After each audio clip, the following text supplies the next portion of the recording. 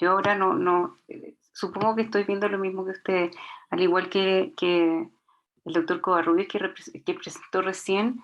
Yo creo que para asegurar que tengamos un buen retorno y un buen audio, voy a apagar mi cámara, después la enciendo.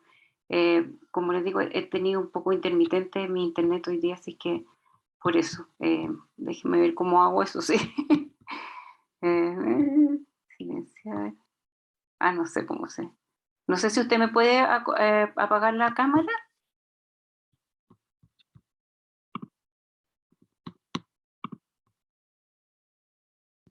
¿Me pueden? Eso. Muchas gracias. Adelante, doctora, le escuchamos. Muchas gracias. Bueno, muy buenas tardes. Primero saludar a todos los presentes y agradecer esta invitación a participar en el segundo Congreso Internacional de Odontología organizado por CIDI y por SET, a su comité organizador, por supuesto, y especialmente a la profesora Doriana Roa, que es con quien me contacté y fue muy gentil siempre para responder a mis dudas y todo. Así que muchas gracias. Para comenzar, como decía la gran Mercedes Sosa, cambia, todo cambia. Y si vemos en los años 50, este era el WhatsApp que utilizábamos entre los vecinos. Actualmente estamos más modernos y usamos otro por el teléfono. Y así como todo cambia, la odontología también cambia.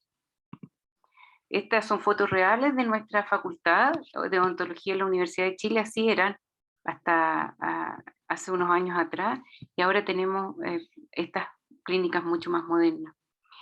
¿Y cómo y por qué ha cambiado la odontología? ¿Ya? Hay actualmente generación de diferentes expectativas y necesidades de los pacientes. Por ejemplo, si pensamos en todas las necesidades estéticas que hay actualmente, eso nos ha llevado a desarrollar nuevos biomateriales para cumplir con estas expectativas de los pacientes.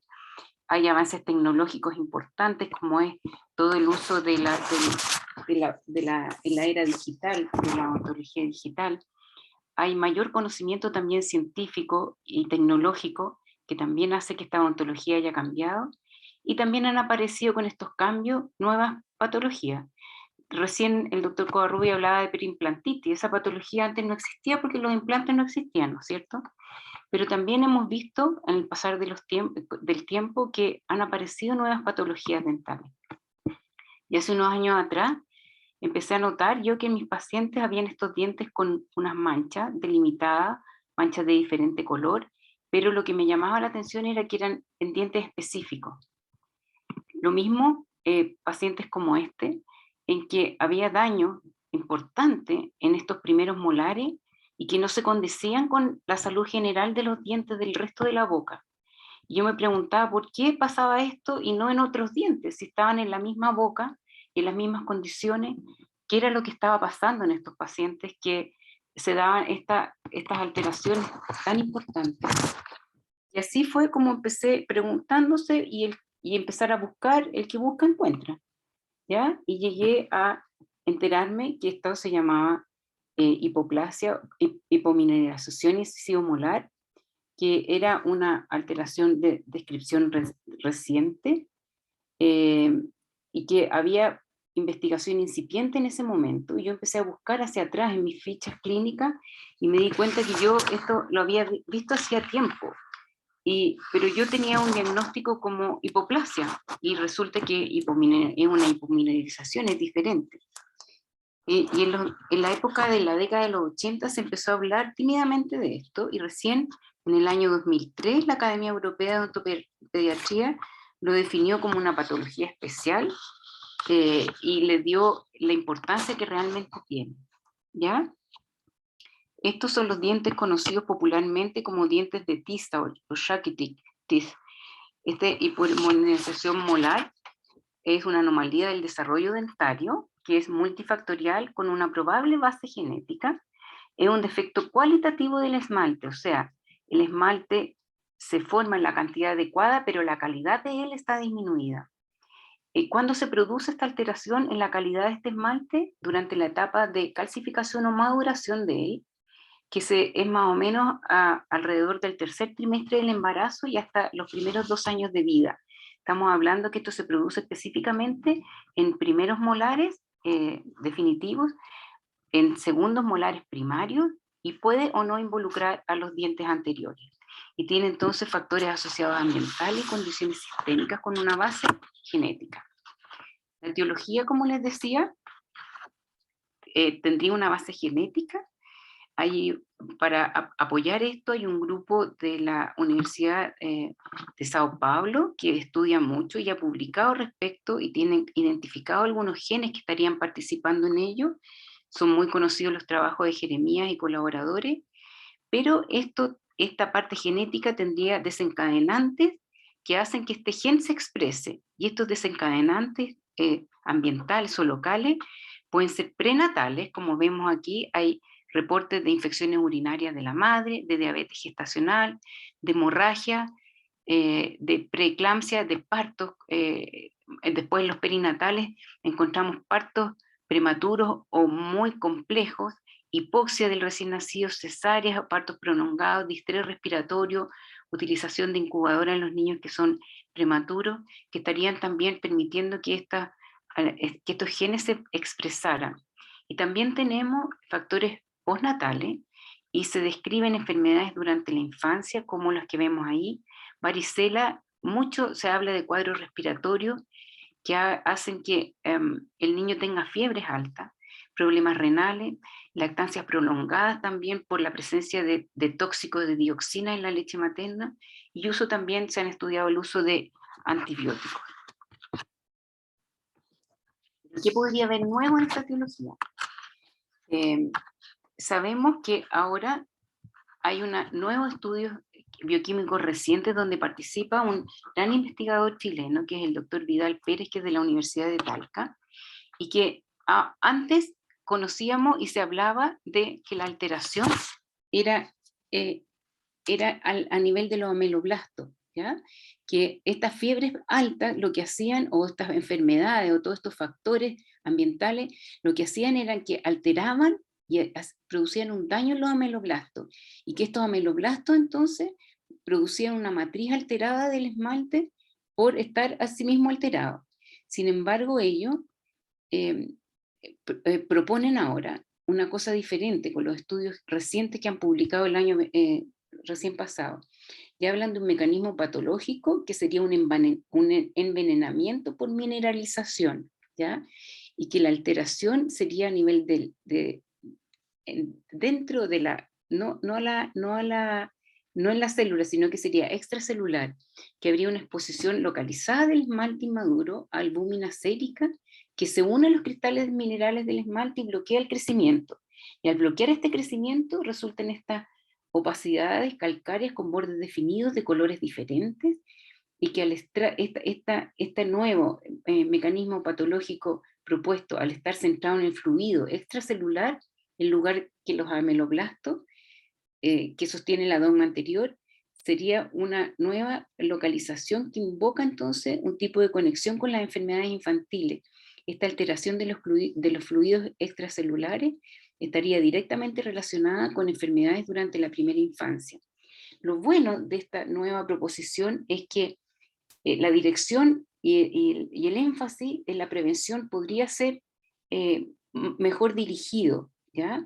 Porque tendríamos una causalidad que serían estas enfermedades de la primera infancia, y que uno, si las pesquisa a tiempo y las trata a tiempo, podría detener o minimizar el daño que producen en estas estructuras. ¿Qué más también hay nuevo? Yo no sé si ustedes han escuchado hablar de la epigenética, ¿ya? Esta propuesta es muy interesante porque habla que hay cambios transitorios en el genoma que repercuten finalmente en las enfermedades orales, así como la respuesta a otras enfermedades. ¿Y qué es lo que son estas alteraciones epigenéticas? Dice que ciertos estresores ambientales inducen cambios en la información genética, cambios reversibles en el DNA, ¿ya? Y estas alteraciones del DNA nos predisponen a una respuesta diferente y disminuida ante algunas enfermedades o noxas.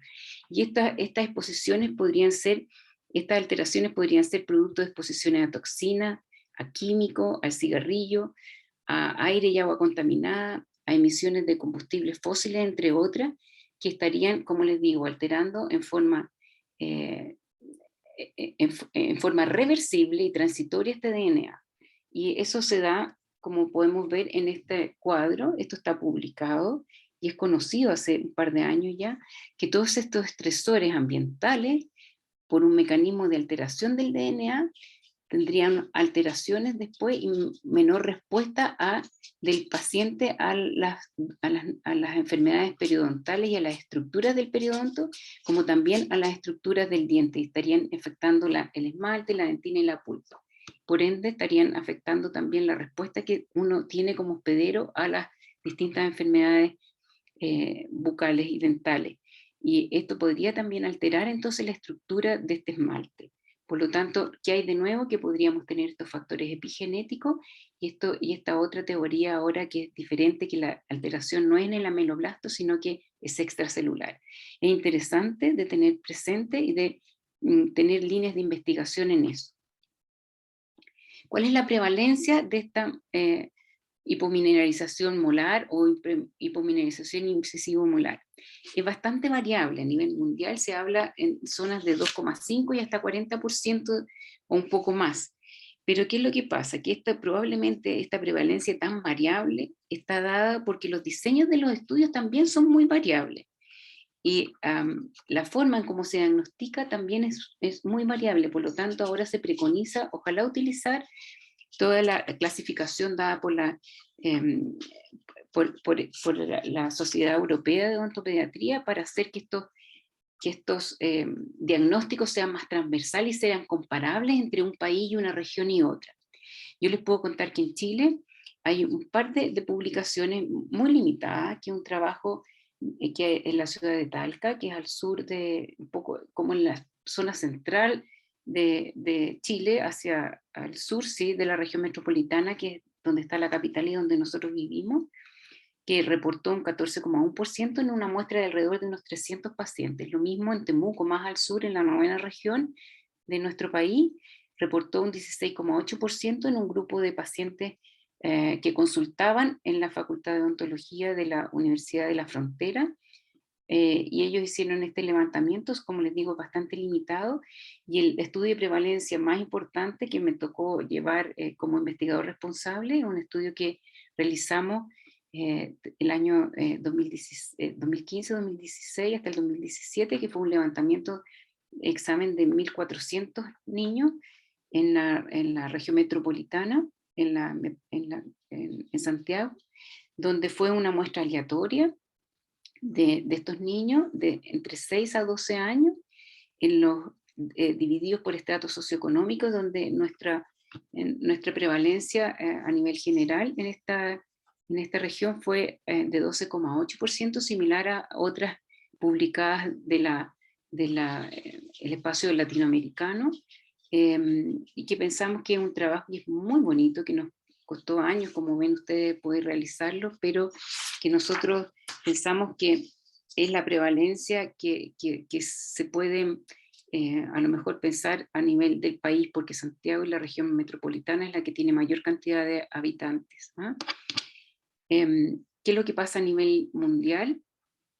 A nivel mundial, como les decía, es muy variable, de 2,8 hasta 40,2, y en ustedes pueden ver que más o menos el promedio a nivel de Sudamérica es el que ven 17,2, en Europa alrededor de un 15%, y en los países asiáticos es un poco más bajo. Probablemente pueda haber alguna influencia de las etnias, eso todavía no lo hemos estudiado. ¿Qué más? Les decía que actualmente se acepta también que la definición de hipomineralización molar abarca también los dientes deciduos, y los segundos molares primarios están afectados. Los estudios que están publicados son los que ustedes ven aquí: Dinamarca alrededor del 9%, Irak 6,6%, en España un 6,3%, y la relación, y que es un predictor para tener esta alteración a nivel de los dientes definitivos. O sea, si yo veo un niño que tiene los segundos molares primarios afectados, lo más probable es que sus dientes definitivos van a estar también afectados. Por lo tanto, tengo que poner especial atención en el momento que estos dientes están erupcionando, para poder darle un manejo clínico adecuado y que limitar así el daño. La clasificación, como les decía, que está aceptada transversalmente es la de la Academia Europea y es la que ustedes ven en esta diapositiva, que la podemos resumir como opacidades demarcadas de distinto color, que va desde el blanco al amarillo marrón, la existencia de fracturas eruptivas del esmalte, que puede o no existir, coexistir junto con las opacidades. Se ha visto que mientras más oscuro es el color de la opacidad, más facilidad que se produzcan estas fracturas porque está con menos contenido mineral el esmalte. También la existencia de restauraciones atípicas que no siguen el patrón típico de una restauración nos hace suponer también que ese diente tuvo esa lesión de carie a partir de una alteración de la estructura del esmalte. La ausencia de uno o varios primeros molares por extracción, cuando vemos que otros dientes o otro molar que queda en la boca o los incisivos están afectados o que no se condice con la salud general que tiene esa boca. Como les decía, ustedes llaman la atención, como vieron en la segunda diapositiva, que era una boca que no tenía otras alteraciones ni otras lesiones, solamente estaba afectado los primeros molares. También es criterio para diagnosticar como hipomineralización molar cuando un diente no ha erupcionado o está parcialmente erupcionado y los homólogos están afectados. Uno puede pensar que ese diente también va a tener algún grado de afectación. Aquí rápidamente les voy a mostrar algunas fotografías. Aquí esta zona demarcada, muy claramente demarcada, que pueden tener o no pequeñas fracturas posteruptivas, blanco crema.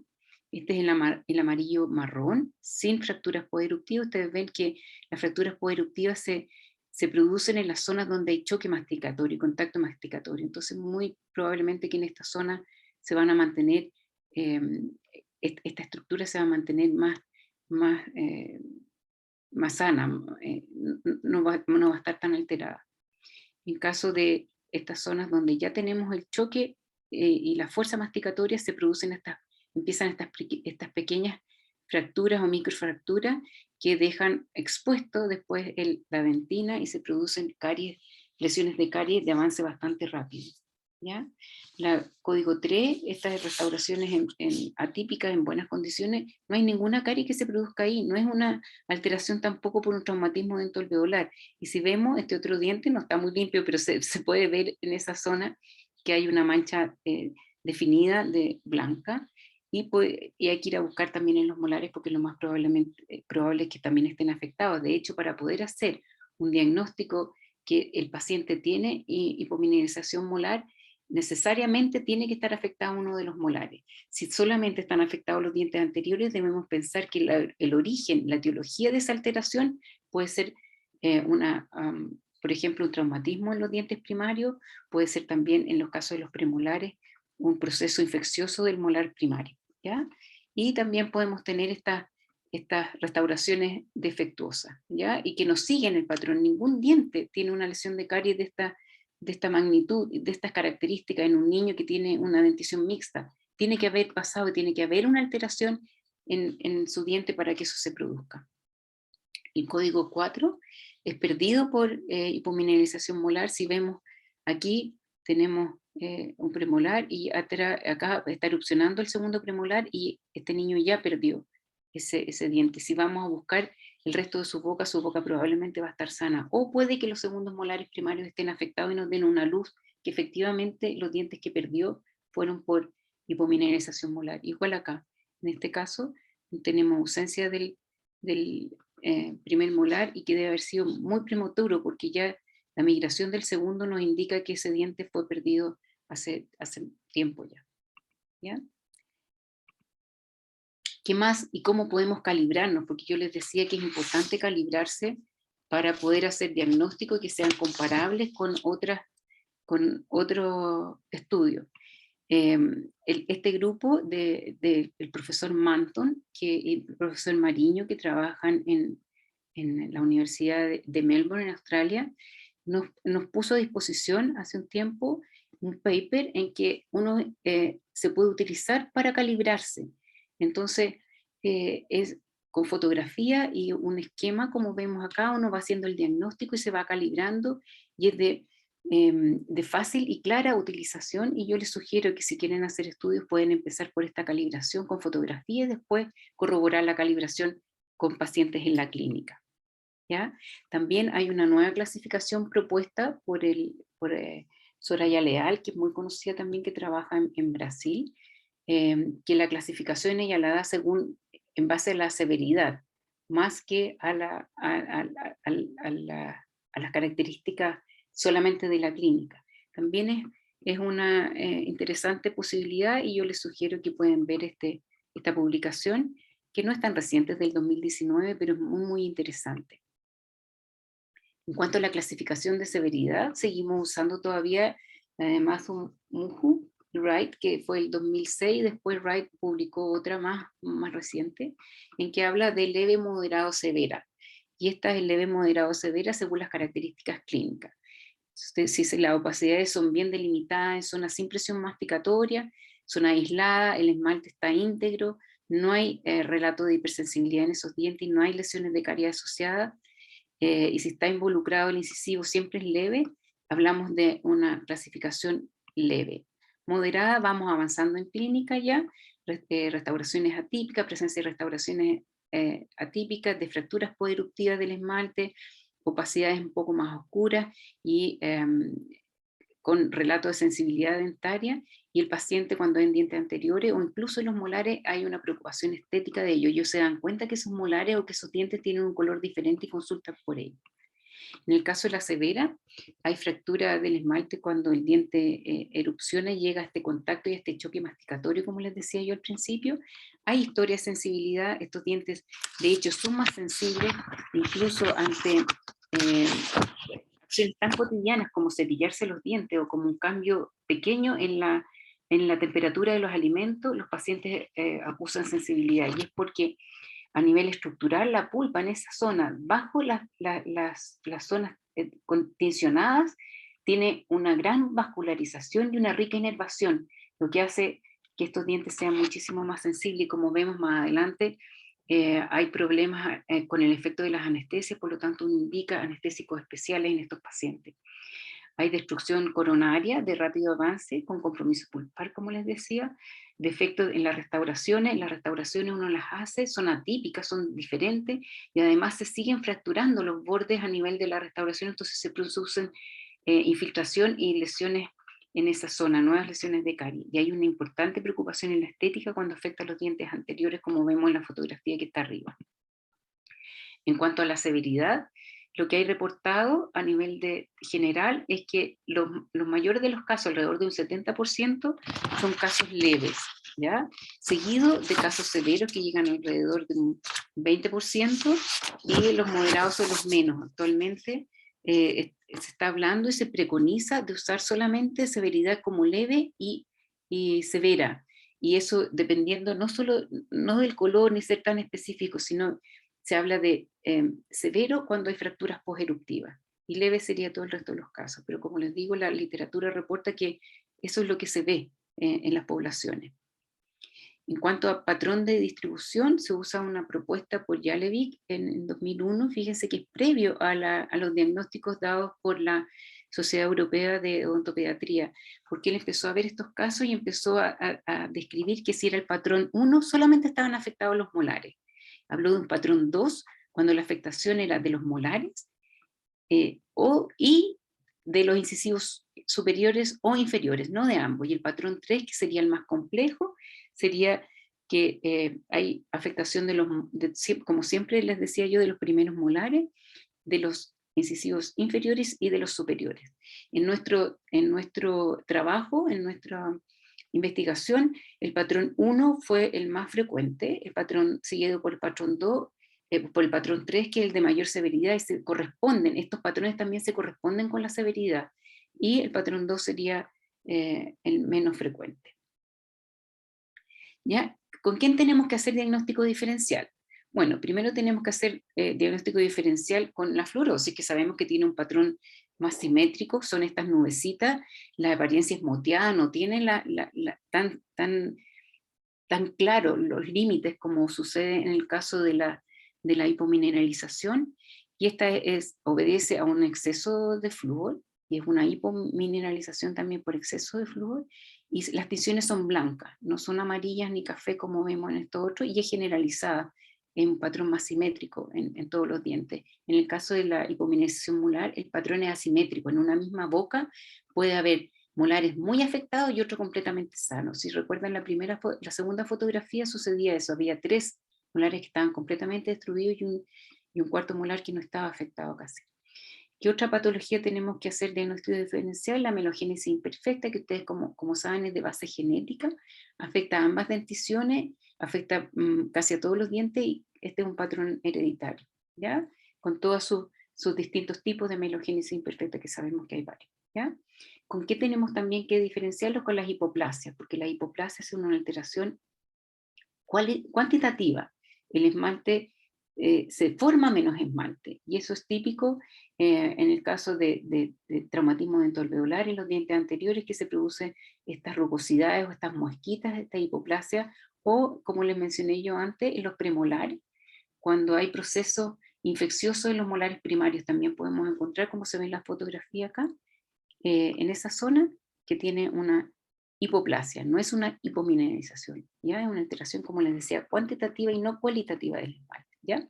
Y con lo otro que también tenemos que distinguir por caries, específicamente estas caries que se producen en los pacientes que utilizan aparatos fijos de ortodoncia.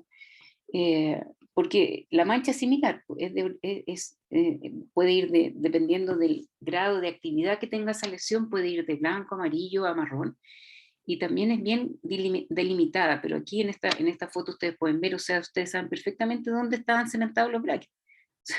Ahí está perfectamente cementado, ahí entonces también son en zonas de retención de placa en relación a, a- a la cementación de estos brackets, y afecta zonas cervicales.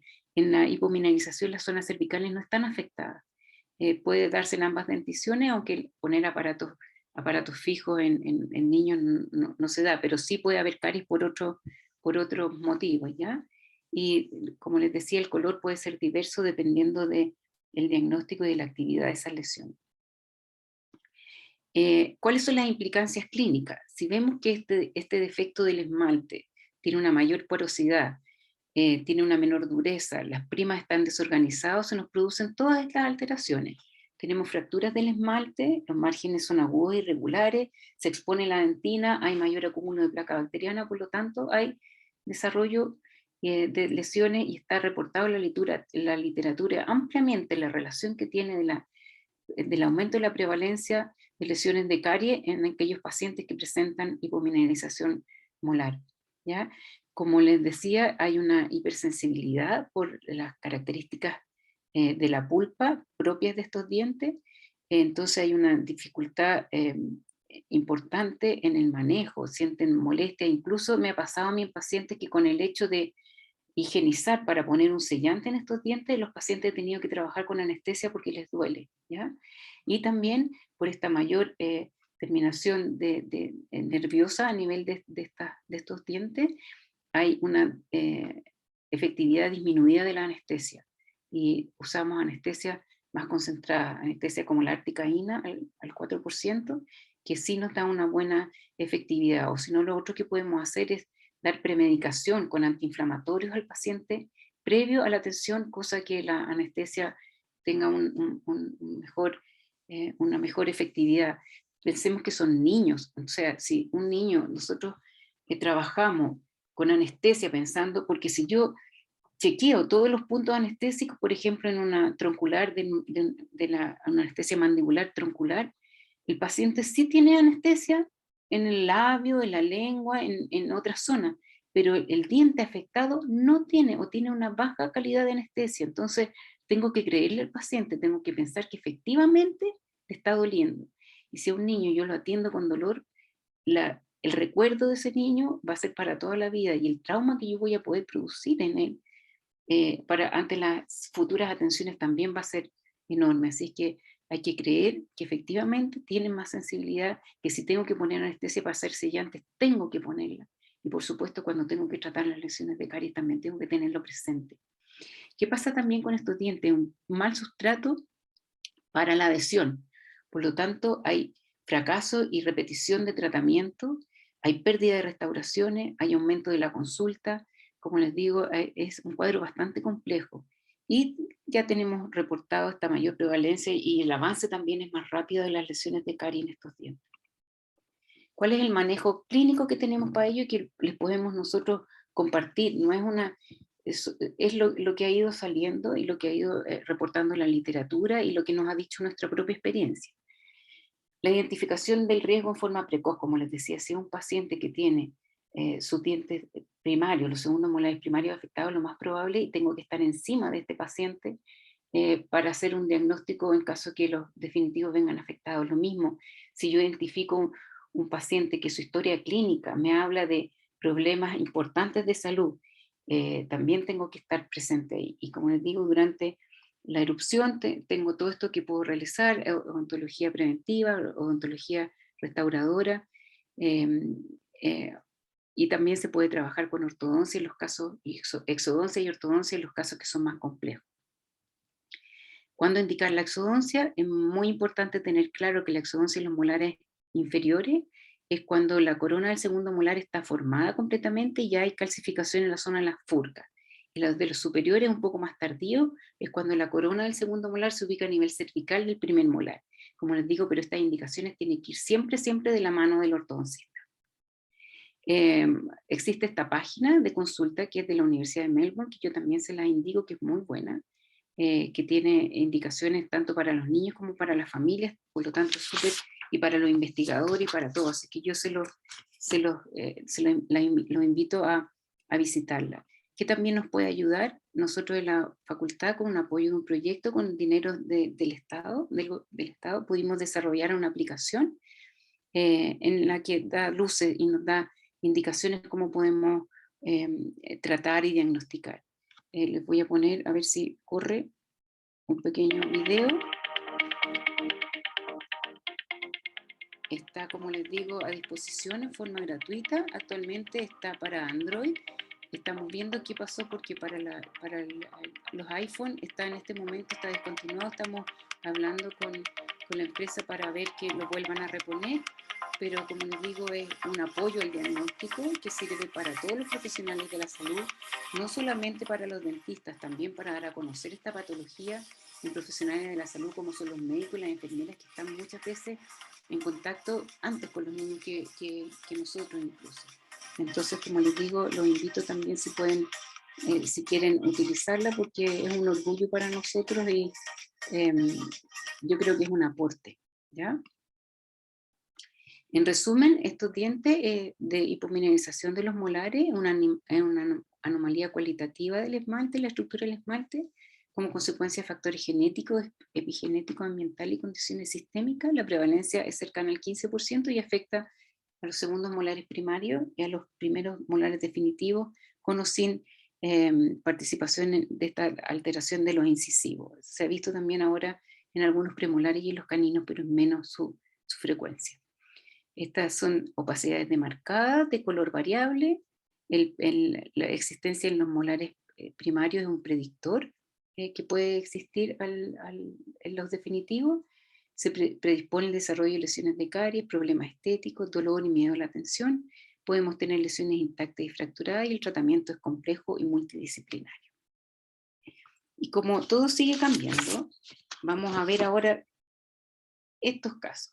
Esta niñita es una paciente que me llegó a mí, la primera paciente que vi con estas alteraciones, pero que la clínica, si ustedes ven, no tiene nada especial. Tiene sus molares sus primeros molares definitivos erupcionados, algunas tinciones, pero es una boca completamente blanca y sana.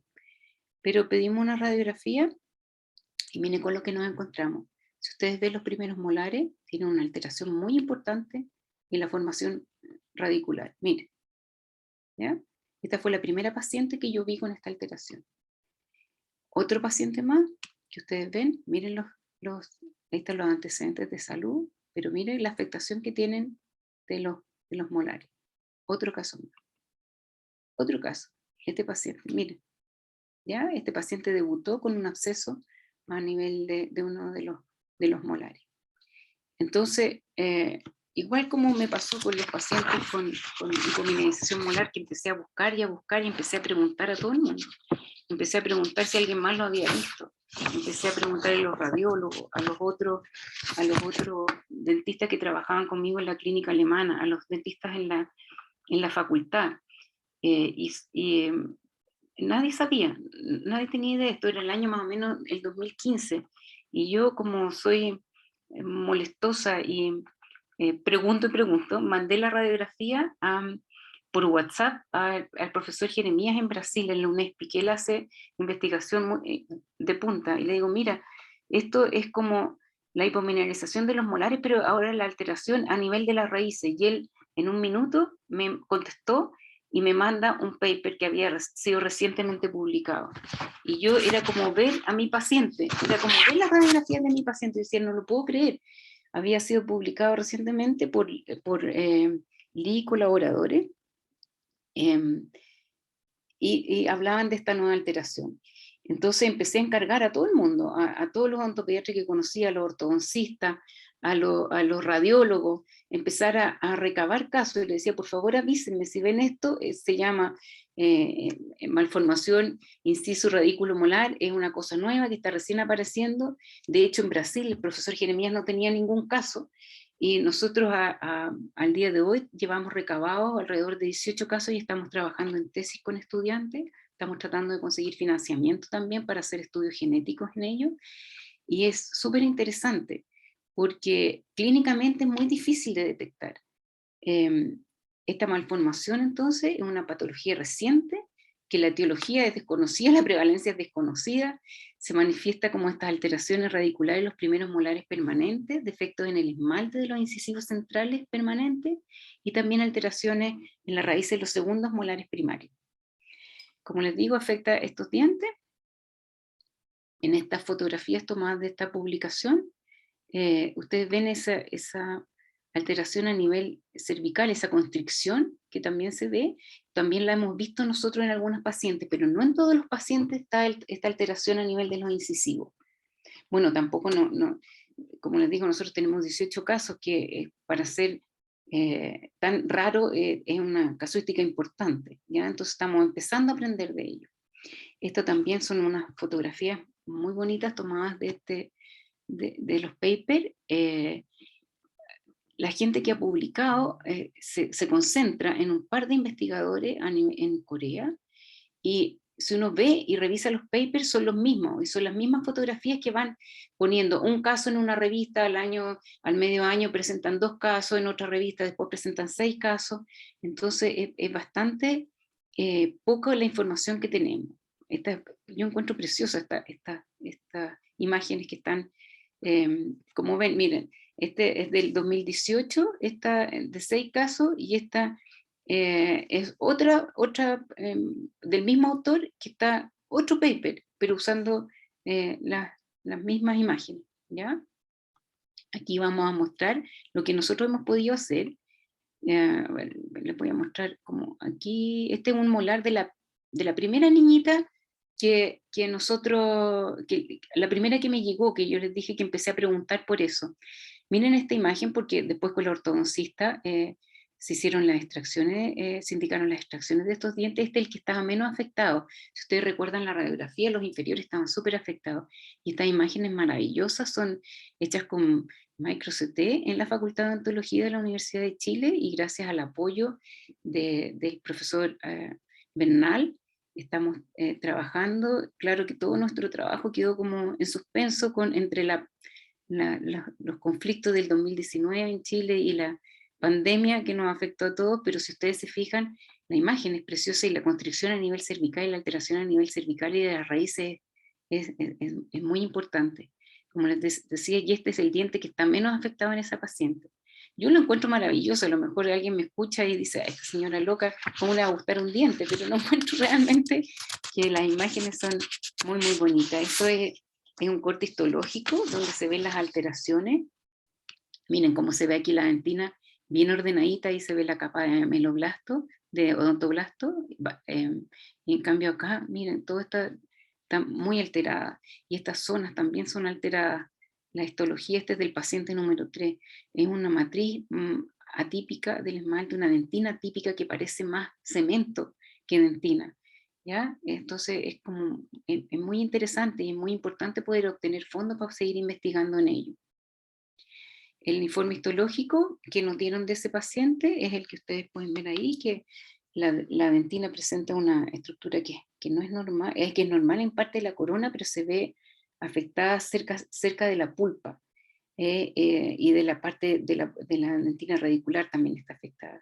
Y son sugerentes, dice, que tiene un origen ambiental ocurrido en el periodo de inicio de la formación de estas raíces, pero como le digo, no tenemos mayores luces de ello. ¿Qué empezamos a hacer entonces nosotros? Con un estudiante, Marcelo Castro, que ha sido un aporte y ha sido súper trabajador, comprometido, y por estos días está a punto de dar su examen de pregrado para recibirse cirujano dentista, yo creo que ya la próxima semana, pero su tesis fue muy bonita. Hizo una revisión, pero exhaustiva, es que no les digo todo lo que trabajó Marcelo. Realizó una revisión sistemática, exploratoria, de los artículos originales en 18 bases de datos. Utilizó las palabras incisor, molar, tooth, root y malformation para buscar, y con esos tópicos de búsqueda identificó 3.048 estudios, y después, posterior a los procesos de selección y de elegibilidad, le quedaron 198, quedando finalmente 27 estudios que realmente eran de MRIM. Y como les digo, se concentra en este grupo de investigadores de Corea que publica acerca de ello. El primer reporte fue el 2014 por Lee, como les decía yo, a final del 2014, y el 2015 fue cuando yo me encontré con el primer caso. Son básicamente serie de casos y reporte de casos. La información es de 133 pacientes, pero como son anonimizados no podemos saber si realmente son 133 pacientes o se repiten muchas veces. Yo creo que muchos de ellos se repiten. La mediana de edad es de 8,05 años. Lo característico que es falta de desarrollo radicular, que las cámaras pulpares están estrechadas en los segundos molares primarios y los primeros permanentes. En el caso que hay estudios de tejido, el 100% de los casos tienen el tejido pulpar dentinario afectado. En el 80% de los casos aparece este diafragma cervical que veíamos muy claramente en la imagen del molar que yo les mostraba, y la literatura tiene el primer gen vinculado, que ellos tendrían el TCTEX1D2, que nosotros hicimos estudios en un paciente y no nos dio vinculación con ese gen, y nosotros proponemos como propuesto una alteración en el gen NFIC, ¿ya? Pero como les digo, nuestros estudios estuvieron detenidos porque no teníamos estudiantes asistiendo, no era fácil contactar los pacientes, los laboratorios estuvieron cerrados, entonces esperamos poder retomarlo y tener fondos para ello. El 97% de los pacientes reportados tenían antecedentes médicos, afectaba a un 27% en dientes primarios, 73% de dientes permanentes. Los tratamientos más frecuentes fueron la exodoncia y endodoncia para mantener, porque como les digo, muchas veces debutaban como infecciones y infecciones a nivel pulpar en dientes que estaban clínicamente completamente sanos. Si uno veía al paciente, no se explicaba por qué podía tener una afección endodóntica. La mediana de edad, como les dije, de 8,05 años. Volví a poner ahí el antecedente médico, pudo haber estado un poco cansada y repetí, así que mis disculpas. Me acabo de dar cuenta, uno siempre se equivoca en alguna diapositiva. Como conclusión entonces de este caso, es una alteración radicular de reciente descripción, clínicamente muy difícil de diagnosticar. Es importante solicitar entonces y tener claro de pedir radiografía en forma estable.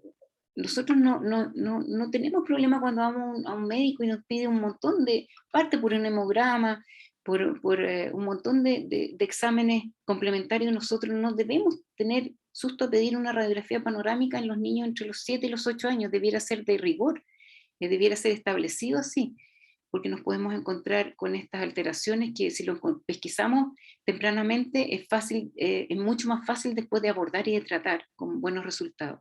Su etiología, acá puse poco clara, pero es completamente desconocida hasta el momento.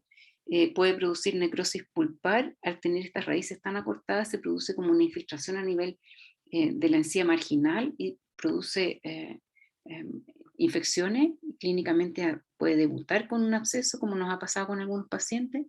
Los dientes tan afectados tienen un mal pronóstico y, como les decía, lo más sensato muchas veces es trabajar de la mano de los ortodoncistas para indicar la exodoncia de esos dientes, y por supuesto el tratamiento es multidisciplinario.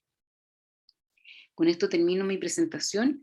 Como les decía, mi idea no es resolver dudas, no es resolver las dudas, sino que sembrar más inquietudes en todos los que estamos acá presentes, y que ojalá de acá salgan con más dudas todavía, eh, para que los lleve a buscar respuestas, así como me ha pasado a mí con estas dos patologías.